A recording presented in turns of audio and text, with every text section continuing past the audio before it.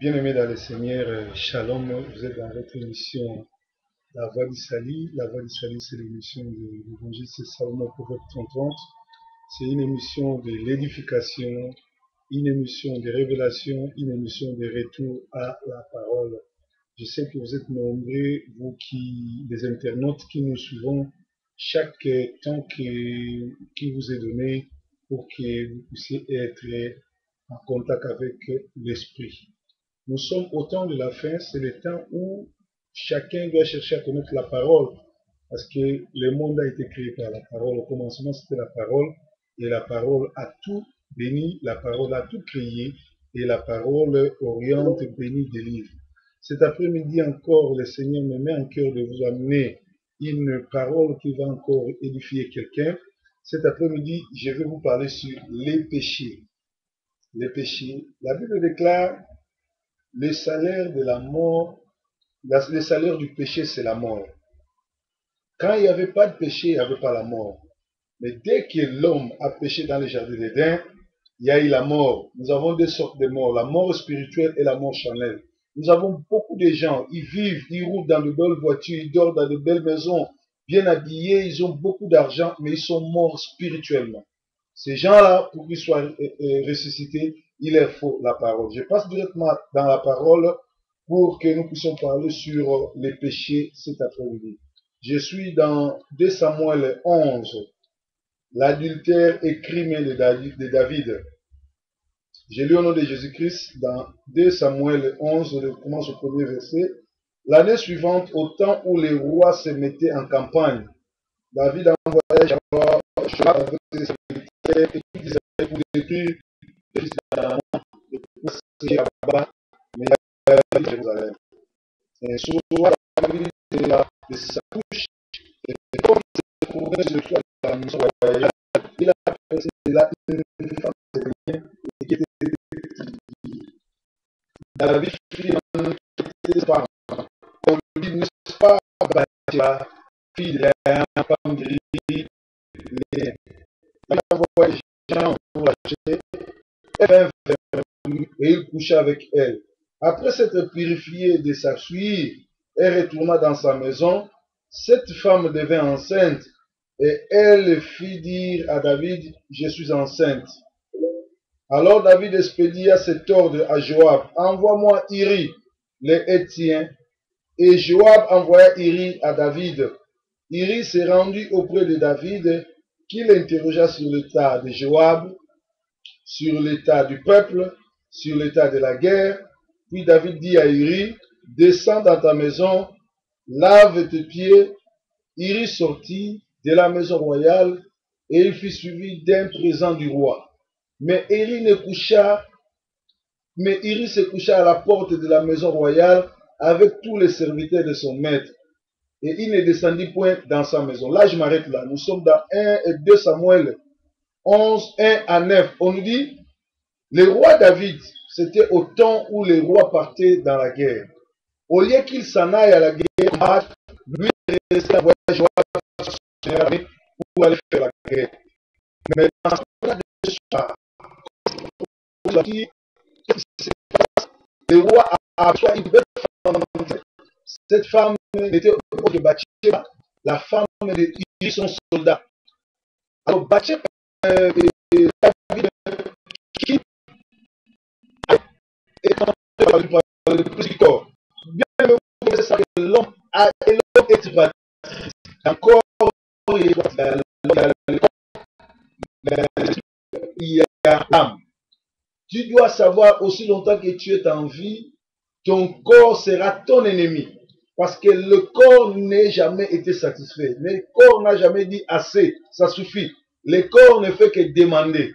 Amène-moi, amène-moi, donne-moi, achète-moi, tu es tout. Pourquoi? Parce que le corps est ton ennemi, parce que le corps sait que quand tu as été créé, le Seigneur a dit tu es corps, tu retourneras corps. Le corps n'entrera pas au ciel. Le corps ne verra pas le Seigneur. Voilà pourquoi le corps sera contre toi. Donc il faut faire trop attention. Il ne faut pas vraiment chercher à satisfaire le corps. Voilà pourquoi Paul dit, je fais souffrir mon corps pour que je puisse hériter le royaume des cieux. Si tu fais plaisir à ton corps, tu iras à l'enfer. Mais si tu fais souffrir ton corps en les privant de trucs qui n'est pas important, ça te sauvera. Ici, nous voyons David qui est roi d'Israël, qui connaît la parole, David qui est animé par le Saint-Esprit, par le Esprit de la chair, par le corps, il est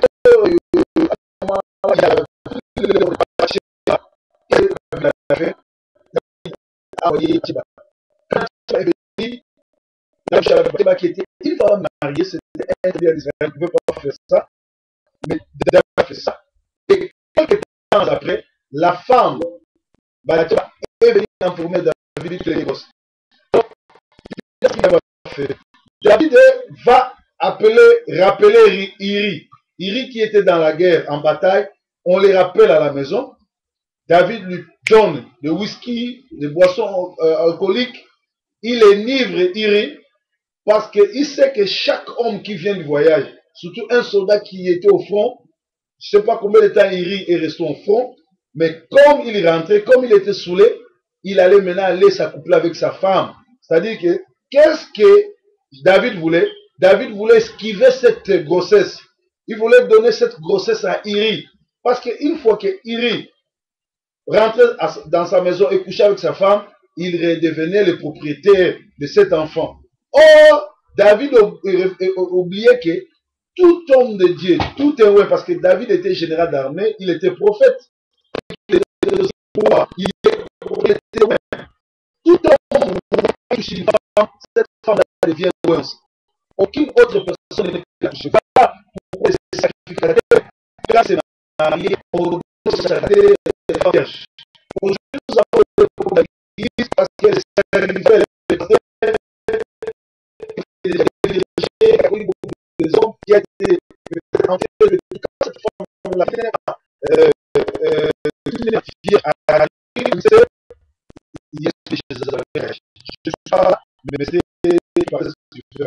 donc David a voulu esquiver la grossesse, mais Dieu n'était pas là. Dieu voulait éduquer et David et nous qui suivons cet enseignement aujourd'hui à l'internet.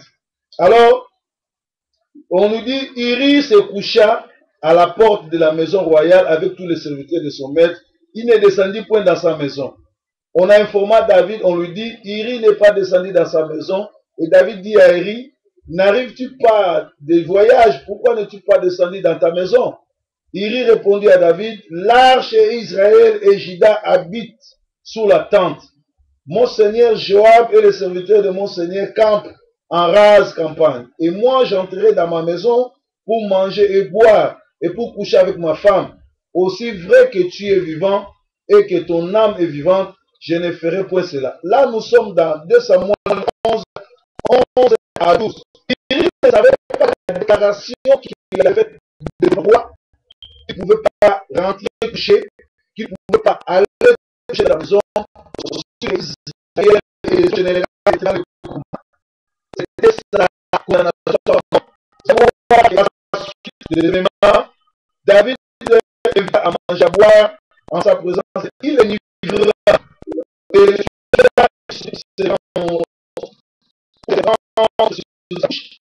avec les serviteurs de son maître, mais il ne descendit point dans sa maison. Le lendemain, David écrivit une lettre à Joab et l'envoya par la main d'Uri.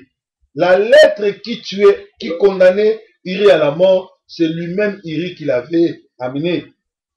Joab, en assiégeant la ville, plaça Iri à l'endroit qu'il savait défendu par les vaillants soldats. Les hommes de la ville firent une sortie et se battirent contre Joab. Plusieurs tombèrent parmi le peuple, parmi les serviteurs de David, et Iri le Héthien fit tuer. Pourquoi Iri a été tué? Parce que David a écrit une lettre à Joab, qui est le général d'armée, il dit, placez-moi cet homme au front.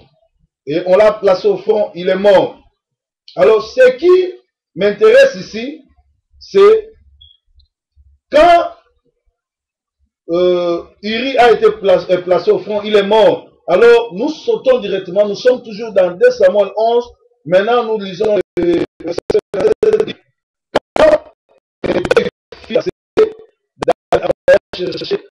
Et la recueille dans son aide de femme, et leur fils. Depuis à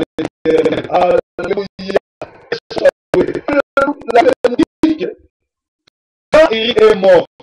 On a Iri.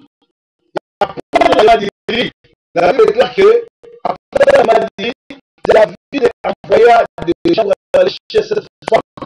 Il mit cette femme dans la maison. Cela ne plut pas au Seigneur.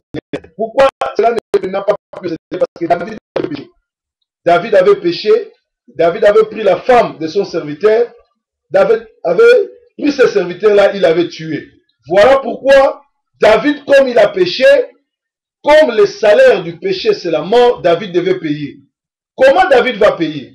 Nous allons lire maintenant à cause de ce que David avait fait, dans la réunion, les gens de David même,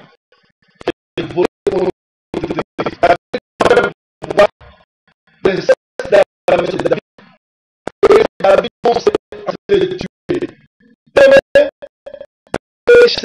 tué. Le péché entraîne la mort.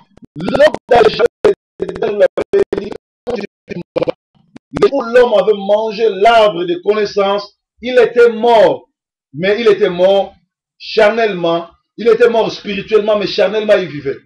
Pourquoi? Parce que une journée devant Dieu est égale à 1000 ans, 1000 ans devant Dieu est égal à une journée. Si vous regardez bien, Adam et Ève, dès qu'ils avaient péché, continuaient à vivre. Mais spirituellement, ils étaient morts.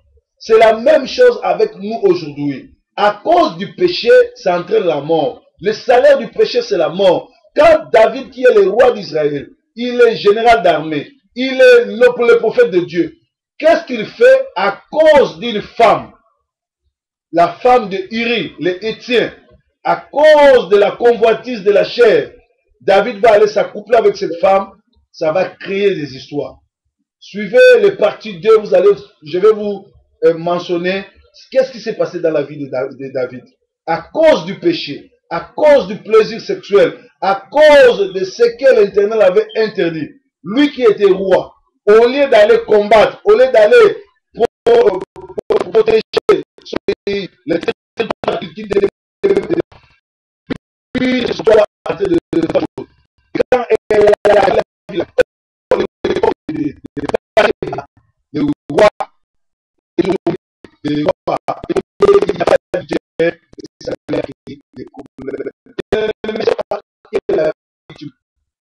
aujourd'hui, les gens qui ont des enfants de la maison.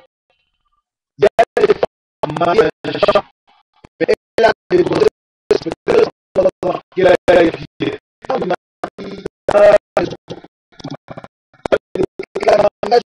Soit partout, que le lit du mariage soit honoré partout. Mais toi, bien que tu es marié à Jean, tu as des enfants avec Claude. Toi aussi, l'homme, bien que tu es marié avec Joséphine, mais tu as des enfants avec Chantal, avec Antoine, avec celui. Bien aimé, la vie de péché ne t'amènera nulle part. La vie de péché ne t'amènera que des problèmes. David était en paix, il était roi, il avait plusieurs femmes. Qu'est-ce qui lui poussait d'aller chercher encore Bathsheba? Toi aussi, tu es déjà marié. Toi aussi, quand je parle du péché ici, je ne vois pas seulement l'adultère, les vols, l'escroquerie. Tu es déjà père de famille, mais tu continues à aller voler dans les banques, tu continues à faire l'escroquerie, tu continues à faire les copes, les maillouilles. Bien aimé, si tu as 40 ans, on t'a arrêté et tu partais en prison pour 10 ans. Tu sortiras, tu auras 50 ans. Est-ce que tu songes à tes enfants? À chaque fois que tu fais les racontards, les gens les entendent de plus, tu es parti à l'église pour prier, mais toi, tu es invité, tu es invité, tu commences à coucher avec les filles, de dans l'église,